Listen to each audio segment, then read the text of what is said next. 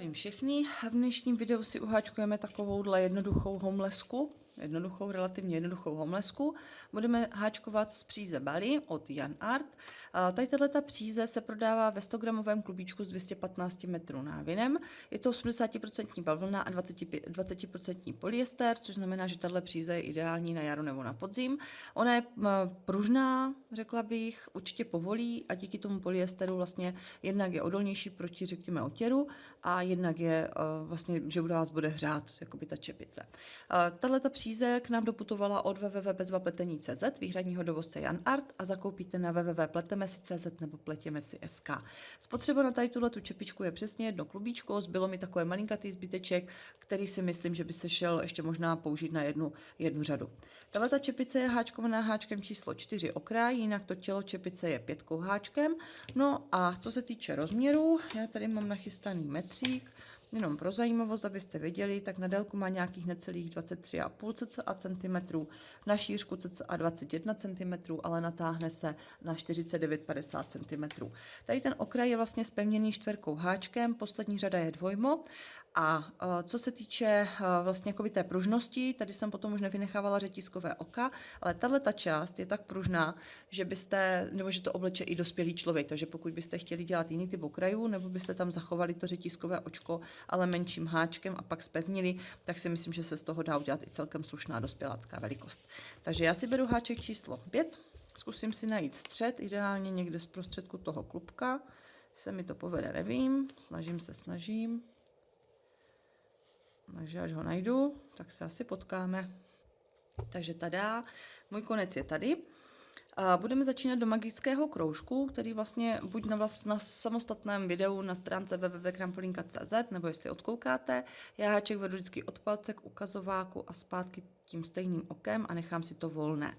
Budeme začínat na 12 dlouhých sloupků, uděláme si 2 řetízková očka jako náhradu, kterou nebudeme počítat mezi ty sloupky. Takže teďka nahodím, háček vedu do magického kroužku, vytáhnu přízi a uháčkuju dlouhý sloupek.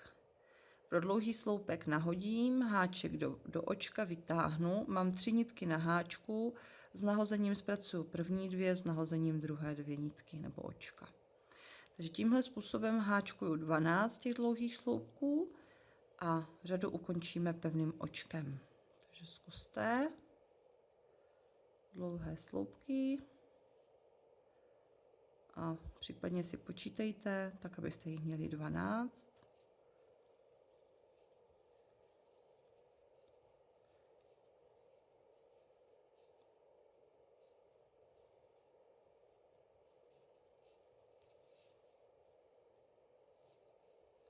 Tak, to znamená 2, 4, 6, 8, 10, 11 a 12. A řadu končíme pevným okem. Pro to pevné oko využijeme vlastně tady tohleto očičko té náhrady, když to tak řeknu. Protáhnu háček a až teď protáhnu s nahozením přízy. Rozdvojilo se mi to, ať to mám hezké, takže si pořádně naberu nitky. Protáhnu bez nahození, protáhnu. Teď kouzlo magického kroužku, zatáhnu za šňůrku a jsem na 0. Pokud by vám magický kroužek nešel, tak si udělejte 4 řetízkové očka, spojte pevným okem a háčkujte 12 dlouhých sloupků. Pro další řadu zase dělám náhradu, 2 řetízková očka, která se ale nebudou počítat. Nahodím, háčkuju k náhradě a zase háčkuju 2 dlouhé sloupky do jednoho očka. To znamená, my ze 24 uděláme, teda z 12 uděláme 24, akorát na konci řady, tím, že jsme háčkovali rovnou k náhradě, tak si musíte počítat, abyste jich tam náhodou měli 26. Takže zavčasu přestat. Ta náhrada tam může někdy mást. Mám pozor, abyste nabírali všechny nitky, to vlákno nemá úplně 100% zákrut, což většinou bavlny takhle mývají, takže abyste nepřišli o nějakou nitku, ona se potom blbě spravuje. Jinak silnější kamarádka Bali je Havana, z té jsem třeba háčkovala dětský kobereček. Obě dvě ty příze mají, myslím, atest TZU, pro děti do 3 let jsou vhodné, takže mají český papír na to, že by to šlo. No a jak jsem říkala, my se blížíme, zdvojujeme každý dlouhý sloupek a pak už začneme vzorečkovat, takže od další řady to přijde. Ten vzoreček je vesměs relativně jednoduchý, Akorát musíte přijít na ten grif, tak aby vám to vyhovovalo co nejlépe. Takže já si myslím, že teď měl být poslední. Takže já mám 2, 4, 6, 8, 10, 12, 14, 16, 18, 20, 22, 23. Udělám jeden a do dalšího očka udělám ještě jeden, ať tam nemám velkou fuku. A končím pevným okem. Pokud byste neháčkovali hned k náhradě, ale od sousedního očka, tak vám to vyjde. Protáhnu a protáhnu, mám pevné oko. Háčkuju zase náhradu, 2 nebo 3 řetízková očka podle toho, jak utahujete. A jedeme na takzvané křížení. To znamená, my budeme háčkovat přední reliéfní dlouhý sloupek a dostaneme základ pro 12 sloupců. Budeme zároveň dělat reliéfy a zároveň budeme rozšiřovat. Jak se to bude dělat? Takže náhradu nepočítám, nahodím na přední reliéfní sloupek a háčkuju nejdříve od sebe. Nejdříve budeme háčkovat jakoby od sebe dál, to znamená kolem toho dalšího sloupku, to znamená jeden vynecháme, háček vedu kolem sloupku, vytáhnu přízy, uháčkuju přední reliéfní dlouhý sloupek a pozor, teď budu zopakovat to stejné, aniž bych dělala řetízkové oka mezi tím, nahodím na reliéfní sloupek a vracím se k tomu sloupku, který jsem přeskočila, háček vedu kolem toho sloupku, což může být pro někoho zrádné, ale jde to, a uháčkuju zase přední reliéfní sloupek. A současně si dám základ pro ty další reliéfní sloupky v další řadě. Takže tady do toho místa, do toho největšího, který mám, tak tam uháčkuju 2 klasické dlouhé sloupky. Takže vlastně jakoby střídáme jeden přední reliéfní křížený a 2 klasické dlouhé. Takže zase nahodím, mám tady před sebou tu dvojku, háčkuju nejdřív kolem toho toho vzdálenějšího dlouhého sloupku, přední reliéfní dlouhý sloupek, nahodím. Teď háčkuju ten druhý, ten vždycky hůř, musíte si to jakoby tak roztáhnout těma prstíkama. Háček vedem zepředu, dozadu, zezadu, dopředu kolem toho sloupku. Vytáhneme dopředu a uháčkujeme zase přední reliéfní sloupek. A do té největší mezery, kterou tady máme nachystanou, tak háčkujeme 2 dlouhé sloupky. Z těch dlouhých sloupků v té další řadě zase vzniknou ty křížení, takže už si vlastně připravujeme jakoby tu půdu pro tu další řadu. Nahodím, zase tady mám tu dvojku ve stejném očku, háčku nejdřív kolem toho, co je ode mě dál. Přední reliéfní sloupek, ten jde vždycky dobře. Nahodím, ten druhý už je horší, ale taky to jde, když si trošku pomůžete prstem. A zase do té největší mezery háčku 2 dlouhé sloupky. Takže zkuste do konce řady, protože mi se to bude lepší dělat, když si to dám k sobě. No a vlastně vidíte, že se to začíná trošičku jakoby zvlňovat a vlastně vznikne tady ten typ toho žrabování. Jakmile dojdeme na konec řady, nezapomeneme do toho posledního místa udělat také ty 2 dlouhé sloupky, protože ty by nám pak v té další řadě chyběly.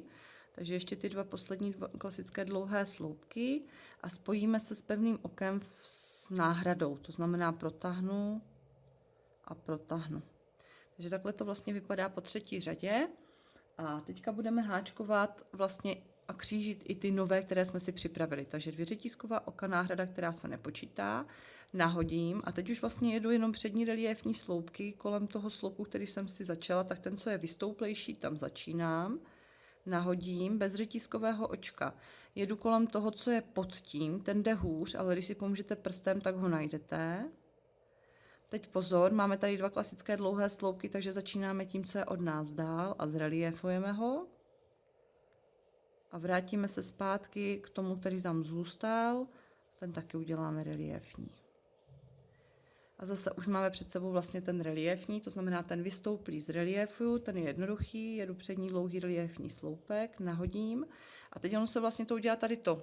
Ten druhý byste neviděli, musíte si jakoby to první oddělat, aby vám vystoupil ten, který teď potřebujete zreliéfovat a uděláte přední reliéfní sloupek. Je opravdu důležité, abyste si pomáhali těma prstíkama, protože vám to pomůže právě jednak ten sloupek najít, nebo na něj nezapomenout. A jednak je to takový jako pomocník, že si to vlastně rozděláte, aby se vám tam ten háček hezky vešel. Takže ještě jednou jsem u toho reliéfu. Reliéfní je naprosto na pohodu.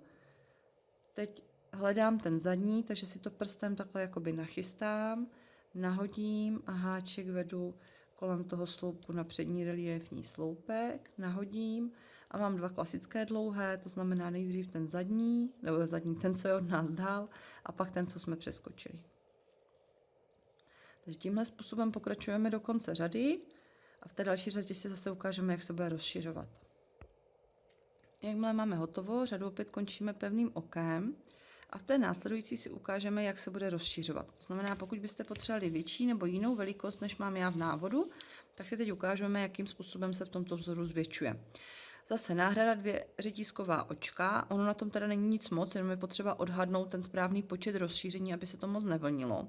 Nahodím, reliefuju úplně stejně, to znamená křížení, přední dlouhý sloupek a křížek z těch reliéfů, to znamená zase ten sousední, to znamená přední reliéfní dlouhý sloupek, nahodím, roztáhnu si to prstem, jedu kolem toho zadního, zase přední reliéfní sloupek a ještě jednou zopakuju na tom sloupečku, to vyšláplo, tak ještě jednou, roztáhnu si to prstíkem, mám ten zadní nachystaný, takže kolem něho dělám přední reliéfní sloupek.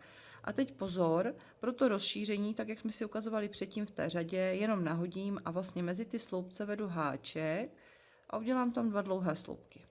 A z těch 2 dlouhých sloupků v té následující řadě zase budou reliéfní. Takže tímhle způsobem se rozšiřuje. V podstatě já tady v téhle řadě mám schéma 3-1, to znamená po 3 tady těch sloupcích už reliéfních přichází 2 dlouhé sloupky obyčejné. Pokud byste potřebovali ještě v nějaké další řadě rozšířit, ještě nezapomeňte na to, že tam budete přidávat řetízková oka, takže ono se to ještě roztáhne. Ale kdybyste i tak třeba potřebovali přidat 3-4 sloupce, tak spíš až tak obřadu. Jo, hnedka do té následující řady bych to neháčkovala, aby se nám to tam moc nekrabatilo. Takže 1, 2, 3, třetí sloupec, přichází rozšíření, takže po třetím sloupci přichází 2 dlouhé sloupky a zase háčkuju dál. Takže zkuste do konce řady. No a v té následující se zase vlastně ty sloupky zreliefujou a pak vlastně budeme přidávat ty řetízkové očka, to je všechno. Takže ještě 2 řady a už to bude. Tak, zatím to začíná dělat takové jakoby zajímavé žrabování. Jakmile dojdeme na konec této řady, poslední ty 2 dlouhé sloupky už k náhradě neděláme, ať se nám to nevlní. To znamená, po tom posledním křížení končíme pevným okem a zase začínáme náhradou a tahle řada je jednoduchá, protože v téhle řadě pouze zreliefujeme ty předchystané dlouhé sloupky. Já myslím, že tam máme mít základ pro 31 sloupců, to znamená 31, pokud byste udělali ty 2 na konci, tak byste měli 32 sloupců, byla by ta čepice krapet větší, ale hrozilo by to, že by se vám to kolem té náhrady tam vlnilo, ale můžete vyzkoušet, třeba utahujete jinak než já. No a jak jsem říkala, v téhle řadě jsou to jenom křížené přední reliéfní sloupky. A to i z těch, které jsme si tam předchystali, ale to už jsme si trénovali v té obřadě zpátky, takže jenom zreliefujeme ty 2 dlouhé, které jsme si nachystali. Takže tady vidíte zase, jak to tak začíná už vzorovat, takže zkuste do konce řady sami. Jakmile dojdeme na konec řady, končíme řetízkovým okem a v následující řadě proběhne poslední úprava ve vzoru a to je, že budeme přidávat řetízkové oko. Takže dvakrát řetízkové oko jako náhrada, jedeme přední reliéfní sloupek, křížíme předním reliéfním sloupkem a mezi jednotlivými sloupci přidáme 1 řetízkové očko. A tenhle ten vzorek už dodržujeme až do úplného konce. Tam potom na olemu bude ještě změna, tam zase nebudeme dávat to řetízkové oko, ale teď mezi sloupci, jak je ten reliéf, tak mezi těmi reliéfy řetízkové očko a pokračujeme tím dalším reliéfem. Myslím, že jsem udělala 2, takže 1 řetízkové oko a reliéf. Takže v téhle části už jste vybaveni dostatečně. Ti, kteří by potřebovali rozšiřovat ještě, tak v téhle řadě nebudou dělat řetízkové oko, ale provedou poslední rozšíření. A tady tuhletu řadu vlastně zopakují až ob2. A všichni ostatní, kteří háčkují stejnou velikost, tak v podstatě háčkují to, co já. To znamená křížený přední reliéfní sloupek, křížený reliéfní přední sloupek a řetízkové očko. Takže ono se to vlastně roztáhne víc do placky a postupně se to potom začne zaoblovat. Takže se vlastně vytvoří taková jakoby mírná mezera mezi těmi sloupci a oni tím pádem víc vyniknou.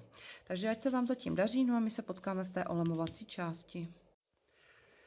Jakmile máme doháčkovanou potřebnou velikost, v mém případě, to tady tak změřím, je to nějakých necelých 20 cm a chtěla bych háčkovat na nějakých 24, možná 23, tak budeme pokračovat se stejným vzorkem, akorát s malou úpravou a menším háčkem. Takže já tu 5, co jsem měla, tak měním za 4. Navleču si to a budu háčkovat. Zase 2 řetízková očka jako náhrada za dlouhý sloupek, nahodím a háčku víceméně to stejné s tím rozdílem, že nebudu háčkovat to řetízkové očko mezi. Takže podvleču, udělám si přední reliéfní sloupek, nahodím, roztáhnu si ten křížek, háčkuju přední reliéfní sloupek za tu zadní část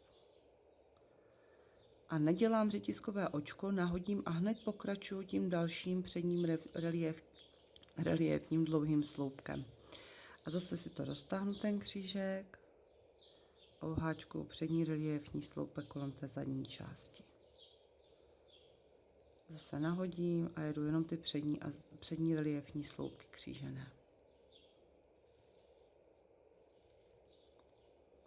Tímhle stylem vlastně si zpevníme ten okraj, se krapec stáhne. Musím říct, že díky tomu řetízkovému očku to bylo takové jakože hodně relativně volné, protože já jsem to sama natáhla na hlavu v téhle fázi, takže jakoby pokud by nikdo nechtěl nějaký extrémně pevný lem, tak to natáhnete na 55, 56 rozhodně. Akorát díky tady tomu, že teď my tam vlastně zrušíme to jedno řetízkové očko, které tomu dávalo takovou tu pružnost vůli, tak teď vlastně zpevníme ten okraj, by se měl přestat kroutit a hlavně by se měl jakoby vytvarovat, řekněme, až do té poslední řady. Já předpokládám, že to bude poslední část, poslední vstup, protože teď už bude jenom záležet, kolik řad budete potřebovat. Já už bych to nechtěla kombinovat s žádným okrajem, protože ten vzorek je sám o sobě tak jakoby výrazný, že si myslím, že kdybych tomu dala nějaký okraj, tak to nebude úplně ončo, ale samozřejmě můžete vyzkoušet nějaký jiný okraj, ale říkám, uvidíte, jak vám to bude vycházet. Já jenom tady kousek od háčku, abyste viděli, jak to vypadá a ještě se potkáme na konci řady. Tak pro zajímavost. Tak. Takže zatím se stalo to, že se to trošku jinak jakoby stahuje jakoby dolů, což jako je účelem vlastně čepice. Takže my se potkáme na konci řady ještě. Jakmile dojedeme na konec řady, já už teda jsem oháčkovala další 3, jenom abyste věděli, že všechny 3 jsou stejné, tak stále háčkujeme křížený dlouhý sloupek, akorát bez těch řetízkových oček. Končíme pevným okem. A pro úplně poslední řadu záleží, jestli vám teďka bude dobře, mám teďka to nebude necelých 23 cm, protože chci končit na 23 cm. Pokud byste chtěli víc centimetrů, tak pokračujete tady v téhle části stále 4 háčkem křížené dlouhé sloupky. Já jsem si vzala druhé vlákno z toho klubíčka, to znamená jedno táhnu vnitř a jedno táhnu vně. Pro zajímavost, zatím tolik mi asi plus minus autobus zbývá plus to, co mám na zemi, takže já doufám, že to vyjde na tuhletu velikost a na ten počet řad, co bude v návodu. A tím, že jsem si dala vlastně ty 2 vlákna k sobě, vidíte, že jsem si je pěkně namotala na prst, tím, že udělám řetízkové očko a ještě jedno, tak vlastně tu přízi k tomu připojím. A pozor, teďka nebudeme háčkovat křížený dlouhý sloupek přední, protože on by se blbě dělal s tím zdvojením. Takže nahodíme a začínáme. A uděláme si polodlouhý sloupek, hnedka k náhradě, nahodím, a háčkujeme kolem toho reliéfního sloupku, ale přední reliéfní sloupek polodlouhého typu. A zase nahodím, mezi sloupce háčkuju klasický polodlouhý sloupek, abych nepřišla o počet oček, a kolem toho prvního kříženého háčkuju přední reliéfní křížený sloupek. A zase nahodím do mezery klasický polodlouhý sloupek a jinak háčkuju přední reliéfní polodlouhý sloupek. Ono díky tomu zdvojení se vlastně nám to přestane úplně kroutit. Pokud by někdo potřeboval ještě jednu řadu tady tohohle typu, tak háčkuje polodlouhý sloupek přední reliéfní kolem předního reliéfního sloupku a hnedka k němu vlastně by háčkoval klasický polodlouhý sloupek. Ale já předpokládám, že vám bude stačit stejně jedna řada jako mě. Takže vidíte, že na tom není nic těžkého. On totiž víceméně tady díky tomu zůstane ten vzor skoro zachovaný. Se mi to tady rozdvojilo, to bych nepotřebovala. A vytvoří to takové zajímavé zakončení takovéhohle typu. Takže to takové, jakoby díky tomu zdvojení je to takový zpevněný, takže by to nemuselo povolit. Ono zase musíme si uvědomit, že to je furt kombinace bavlny a polyesteru. Ten polyester to sice krapet podrží, ale ta bavlna je prostě pořád se bude chovat jako bavlna, takže vám to povolí, protože to prostě svým způsobem přírodní materiál. Takže polyester vás krapet víc zahřeje, ale prostě materiálem to povolí.